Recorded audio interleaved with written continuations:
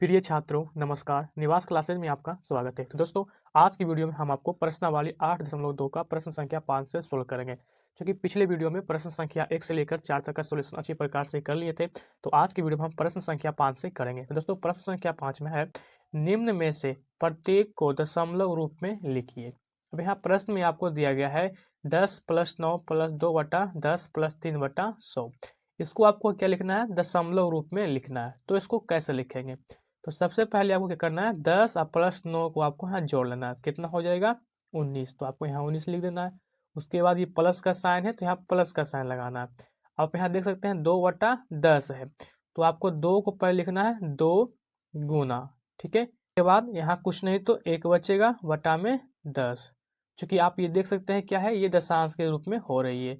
उसके बाद प्लस आपको इसमें भी करना है, शतांश के रूप में पहले इसको लिख लेना है। इसके लिए आपको 3 को पहले लिखना होगा 3, उसके बाद गुना, और नहीं कुछ तो 1/100। चूंकि आपको इसको दशमलव रूप में बदलने के लिए आपको क्या करना है कि इसको दशांश शतांश के रूप में लिख देना है। अब आपको यहाँ क्या है, 19 है, ठीक है। तो आपको यहाँ लिखना है 19। अब आप देख सकते हैं क्या है, 1/10 ये दशांश है, यानी कि दशमलव के बाद भी संख्या क्या होती है, दशांश। तो यहाँ 2 है, तो आपको यहाँ लिखना है 2। उसके बाद शतांश के स्थान पे क्या है, 3 है, तो आपको यहाँ क्या लिख देना है, 3। तो आप देख सकते हैं कि दशमलव को इधर वाली संख्या इकाई दहाई होती है, और दशमलव को इन साइड वाली संख्या क्या होती है, पहला संख्या दशांश, दूसरा शतांश, तीसरा हजारवां, इस प्रकार का होता है। तो आपको इस क्वेश्चन को इस प्रकार से सोल्यूशन करना है, ठीक है। तो अब बी को भी इसी प्रकार से हल करेंगे। तो बी में है 11 + 5/100। तो आपको पहले लिखना है 11 प्लस, अब इसे भी क्या करना है, इसको सोल्व करना है। तो आप यहाँ देख सकते हैं सिर्फ 5/100 दिया गया है, यानी कि यहाँ दशांश के रूप में नहीं दिया गया है, तो उसके स्थान पे क्या मानेंगे, 0, ठीक है। चूंकि दिया नहीं है तो 0 मानेंगे। उसके बाद यहाँ पे क्या है, प्लस का साइन लगाएंगे, तो 5 को लिखेंगे शतांश के रूप में, तो गुना का साइन लगाएंगे, 1 हो जाएगा कितना, 100, ठीक है। अब आपको लिखना है 11 और +0 जोड़ेंगे तो 11 ही हो जाएगा। उसके बाद ये शतांश को लिखने के लिए आपको पॉइंट लगाना है, और ये हो जाएगा आपका 0, चूंकि ये दशांश के स्थान पे लिखे हैं। उसके बाद ये शतांश के स्थान पे 5 है, तो आपको यहाँ लिख देना है 5। तो ये आपका प्रश्न बी का ये राइट आंसर है, ठीक है। तो इसी तरह से प्रश्न संख्या सी को भी हल करेंगे। तो यहाँ पे क्या करते हैं, प्रश्न संख्या सी को लिख लेते हैं, ठीक है।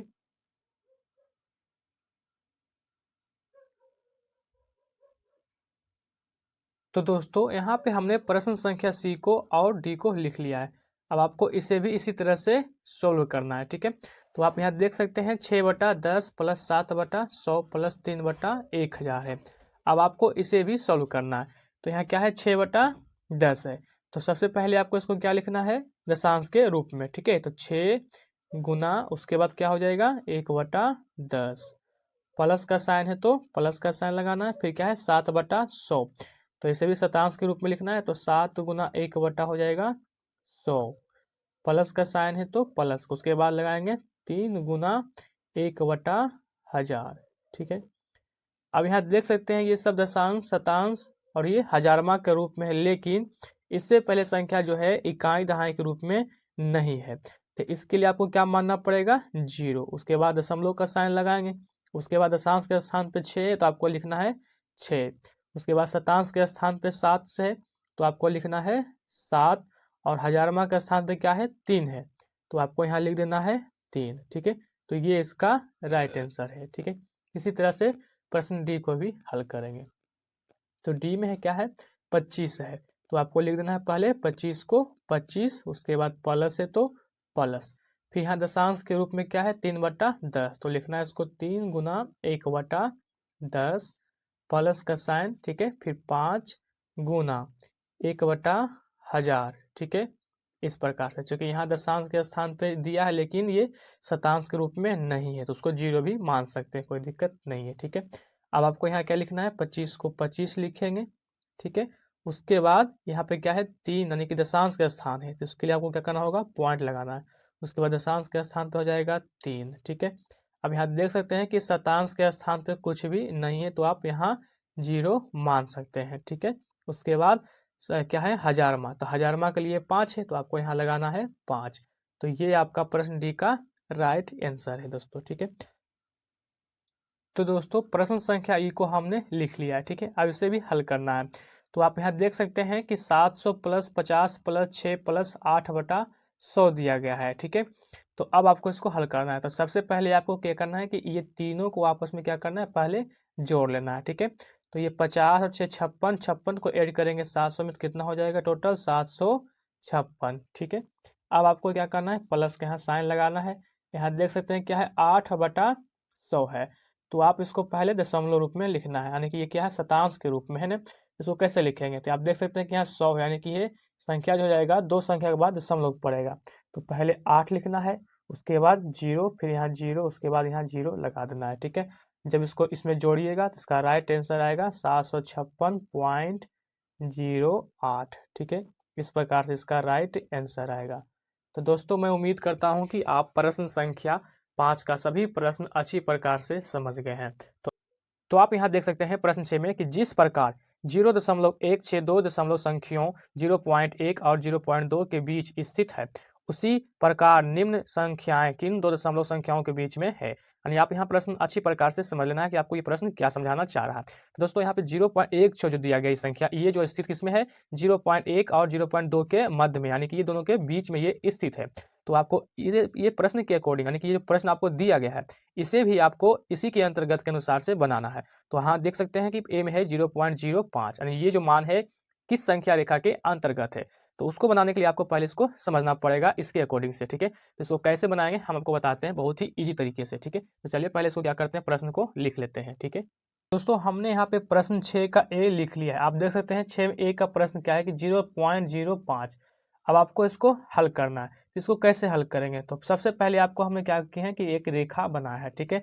अब आपको इसको रेखा पे इसको अंकित करना है कि ये संख्या किसके अंतर्गत बीच में है। तो पहले क्या है 0.5 से, ठीक है।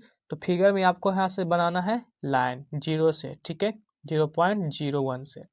तो यहाँ हो जाएगा आपका टोटल क्या, 0.01, ठीक है। उसके बाद यहाँ हो जाएगा कितना, 0.02, यहाँ हो जाएगा 0.03। तो इसी प्रकार से आगे बना लेना है पहले, ठीक है। तो दोस्तों इस प्रकार से आपको बना लेना है। अब आपको इसको दर्शाना है, ठीक है।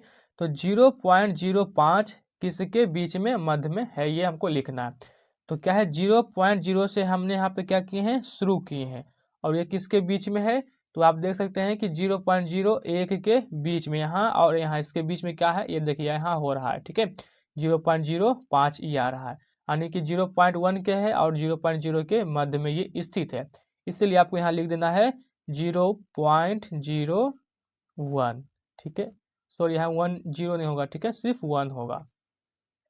तो इस प्रकार से आपको बना लेना है। तो दोस्तों प्रश्न बी में है 0.15। दोस्तों ये प्रश्न को आपको संख्या रेखा बनाने की जरूरत नहीं है, क्योंकि आपको प्रश्न में बताया गया है कि 0.162 दशमलव संख्याओं को 0.1 से इतना के बीच में ये स्थित है। तो आप देख सकते हैं कि 0.16 से 0.1 कम पॉइंट है, यानी कि ये लगभग इसी में आएगा, ठीक है।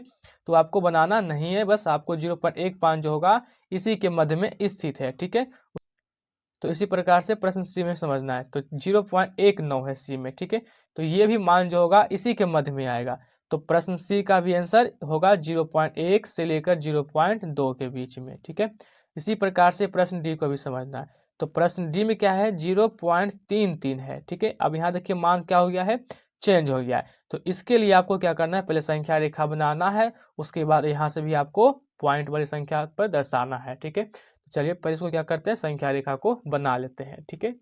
तो दोस्तों इसी प्रकार से आपको बना लेना है। हमने इसको कैसे बनाया है आपको ये समझना है। तो आप देख सकते हैं प्रश्न डी में 0.33 से था, ठीक है। तो आपको बस इसी से स्टार्ट करना था 0.3 से, ठीक है। उसके बाद यहाँ 3 है, तो 1 2 3 इसकी तरह से आगे बढ़ाते जाएंगे, कहाँ तक आएगा 0.4 तक, क्योंकि 0.3 के बाद 4 आ जाता है, इसलिए इसको लिखेंगे 0.4 केवल, ठीक है। अब आपको इसको दर्शाना है। तो आपको देखना है कि ये संख्या जो है 0.3 से, कहाँ से, 0.3 से, ठीक है, किसके बीच में है, 0.4 के बीच में है। तो इसका आंसर हो जाएगा क्या, 0.3 से लेकर 0.4 के मध्य में है, ठीक है। आपको इस तरह से आपको इसका सामने आंसर लिख देना है। तो इसी तरह से प्रश्न ई को भी सॉल्व करेंगे। तो प्रश्न ई को हम यहाँ पे क्या करते हैं, लिख लेते हैं। ठीक है, तो प्रश्न ई में है 0.92। अब आपको यहाँ भी क्या करना है, यहाँ पे इसी प्रकार से एक रेखा बनाना है, उसके बाद 0.9 के लिए उसी तरह से आगे बढ़ाते संख्या को मान जाना है। ठीक है, तो इसको कैसे बनाएंगे, सबसे पहले आपको क्या करते हैं, इसी तरह से बना लेते हैं। ठीक है, ताकि समय का बचत हो सके। अब इसको देखना है कि 0.92 किसके मध्य में है, तो 0.9 से आपको लिखना है। ठीक है, 0.9 से लेकर किसके मध्य में है, तो 1 के अंतर्गत है। ठीक है, तो आपको यहाँ लिख देना है 1.0 इस प्रकार से। ठीक है, तो दोस्तों प्रश्न संख्या एफ में है 0.67। अब 0.67 दर्शाने के लिए आपको पहले क्या करना है, इसी तरह से संख्या रेखा बना लेना है। उसके बाद ये पॉइंट की संख्या को किस प्रकार दर्शाइएगा, तो सबसे पहले आपको देखना है क्या है, 0.6 है, तो आपको यहाँ क्या लिखना है, 0.6। उसके बाद क्या है, लिखेंगे 0.67 है, तो लिखना है 0.61, 0.62, 0.63, इसी तरह से जाएंगे डॉट डॉट डॉट डॉट। ठीक है, कहाँ तक, 0.69, उसके बाद 0 पॉइंट कहाँ तक हो जाएगा टोटल, तो ये 7 तक हो जाएगा। ठीक है, तो इसका आंसर क्या हो जाएगा कि 0.67 का आंसर क्या होगा, तो ये होगा 0.6। ठीक है, इस प्रकार से 0.6 से हो जाएगा किसके मध्य में, तो इसका राइट आंसर हो जाएगा क्या, 0.7 के मध्य में। ठीक है, इस प्रकार से इसका, चूंकि ये 6 है तो 6 के बाद क्या हो जाएगा 7, इसलिए 0.7 होगा। दोस्तों मैं आशा करता हूं कि आप प्रश्न 6 भी अच्छी प्रकार से समझ गए हैं। तो इसी प्रकार से अगले प्रश्न संख्या को भी सॉल्व करेंगे। तो देख सकते हैं प्रश्न संख्या 7 में भिन्न संख्या में बदलिए ABCD, टोटल इसमें 4 क्वेश्चन है। इन चारों क्वेश्चन जो है पॉइंट में है। अब आपको इसको भिन्न में लिखना है, तो इसको कैसे भिन्न में बदलेंगे, तो चलिए सबसे पहले क्या करते हैं, इन सभी प्रश्न को कॉपी पे लिख लेते हैं। ठीक है, तो दोस्तों इन सभी प्रश्न को हमने यहाँ पे बारी बारी की तरीके से लिख लिया है। अब इसको सोल्व करना है, इसे भिन्न में लाना है। ठीक है, तो आप यहाँ देख सकते हैं 0.50 है। तो सबसे पहले आपको क्या करना है, ये प्रश्न को पहले सेम लिख लेना है इस प्रकार से। अब आपको इसको दशमलव को उड़ाना है, तो दशमलव उड़ाने के बाद 1 आएगा, उसके बाद कितना संख्या दशमलव के बाद 1 2 संख्या, तो यहाँ 2 संख्या पड़ेगा। ठीक है, अब यहाँ देख सकते हैं कितना है 50/100, तो 50 में 100 कितना बारी में आता है, 2 बारी में।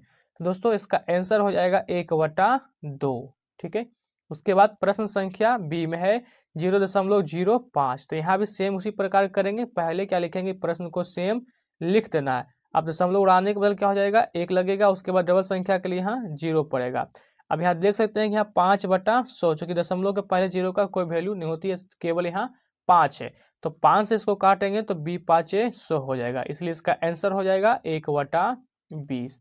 क्योंकि ये हमें प्रश्न बताया गया इसको भिन्न लाने के लिए। दोस्तों ये आपका जो है भिन्न है। ठीक है, तो इसी तरीका से प्रश्न सी को भी हल करेंगे। तो प्रश्न सी में है 0.75, तो यहाँ भी क्या करना है, पहले प्रश्न को सेम लिखना है, उसके बाद दशमलव उड़ाने के बाद नीचे 100 हो जाएगा। चूंकि डबल संख्या है तो यहाँ डबल संख्या के लिए 100 हो जाएगा। ठीक है, अब आपको इसको काट देना है। ठीक है, तो यहाँ कितना हो जाएगा, ये 25 कितना होता है 75, अब 25 चौक 100, इसलिए इसका आंसर होगा 3/4। ठीक है, इसी तरह से प्रश्न डी को भी हल करेंगे। इसमें है 0.125 है, तो यहाँ भी प्रश्न को लिखना है 0.125। उसके बाद आपको क्या करना है, इसको दशमलव उड़ाना है, उसके बाद दशमलव उड़ाने के लिए 1 पड़ेगा, उसके बाद 1 2 3 संख्या है तो 3 संख्या 0 पड़ जाएगा। अब इसको आपको काटना है। तो दोस्तों ये 125 है और ये 1000 है, तो इसको काटना है कितना बारी में। ठीक है, तो ये काटिए इसको 25 से। ठीक है, 4 को, तो ये 25, ठीक है 25 है, तो 25 पचे 25 से, उसके बाद 25 अठी कितना हो जाएगा, ये 200, यानी कि 200 पचे 1000। इसको और काटना है, चूंकि ये और कट रहा है, तो 5 पचे 25 और ये हो जाएगा 25 अठी 200। इसका फाइनल आंसर आ जाएगा, सॉरी दोस्तों यहाँ 5 होगा। ठीक है, क्योंकि 5 बचा है, तो 5/8, ये इसका राइट आंसर आएगा। दोस्तों मैं उम्मीद करता हूं कि आप प्रश्न संख्या 7 भी अच्छी प्रकार से समझ गए। दोस्तों अगर आपको वीडियो यह अच्छी लगी हो, आपको अच्छी प्रकार से समझ में आ गई हो, तो वीडियो को लाइक करेंगे। अगर आप चैनल पे नए हैं तो चैनल को सब्सक्राइब करेंगे।